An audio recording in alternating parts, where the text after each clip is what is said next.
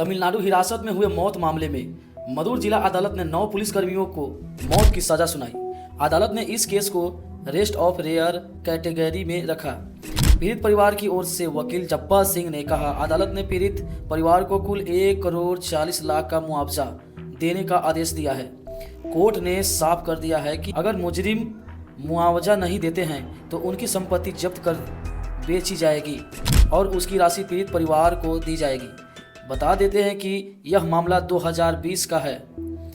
Corona काल में lockdown के दौरान तमिलनाडु में पुलिस ने पिता पी जयराम और बेटे जे बिनिक्स को गिरफ्तार किया था। इन पर आरोप था कि इन्होंने लॉकडाउन के नियमों का उल्लंघन कर रात 9 बजे के बाद अपनी दुकान खुली रखी थी। इन दोनों को साधन कुल्लम थाने में लाकर बुरी तरह से पीटा गया। इस पिटाई से बाप बेटे की मौत हो गई थी। बेनिक्स की मौत 22 जून को हुई थी, जबकि जयराम की 23 जून को। पोस्टमार्टम रिपोर्ट में उनके शरीर पर गंभीर चोटें के निशान पाए गए थे। मद्रास हाई कोर्ट ने इस मामले में स्वतः संज्ञान लिया था। इस केस में कुल 10 पुलिसकर्मियों को आरोपी बनाया गया था। इनमें तत्कालीन inspector S Shridhar, sub inspector P Raghu Ganesh और के बालकृष्ण, हेड कांस्टेबल एस गुरुगन और ए शाम दुराई शामिल थे।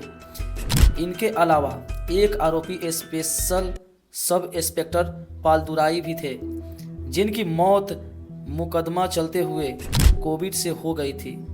पुलिस हिरासत में हुए इस डबल मर्डर केस में पुलिस पर पंचयंत्र रचने और सबूत मिटाने जैसे गंभीर धाराओं में केस दर्ज किया गया था। जांच के दौरान सीसीटीवी फुटेज डिलीट होने का मामला भी सामने आया था। एक महिला कांस्टेबल की गवाही में थाने की मेज और लाठियों पर खून के धब्बे मिलने की बात सामने आई थी। मामले की जांच शुरू में राज्य की सीआईडी को सौंपी गई थी, लेकिन मद्रास हाई कोर्ट के निर्देश पर सीबीआई ने इसकी जांच अपने हाथ में ले ली। इसके बाद सीबीआई ने 10 पुलिसकर्मियों को गिरफ्तार किया था।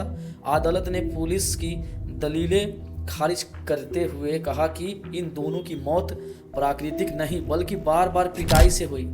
सीबीआई और पीड़ित परिवार की ओर से इन दोषियों के लिए मौत की सजा की मांग की गई थी। अदालत ने इस मामले को पुलिस ब्रूटलिटी का गंभीर उदाहरण मानते हुए रेस्ट ऑफ रेयर की श्रेणी में रखा गया। सभी दोषी पुलिसकर्मियों को मौत की सजा सुनाया जाने के बाद पीड़ित के परिवार के एक सदस्य ने कहा, अदालत ने हमारे मामले में न्याय दिया है। हमने कोर्ट पर भरोसा किया था। अब से कोई दूसरा परिवार हमारे जैसा दर्द नहीं झेले, यही सुनिश्चित करने के लिए हमने इतने लंबे समय तक संघर्ष किया।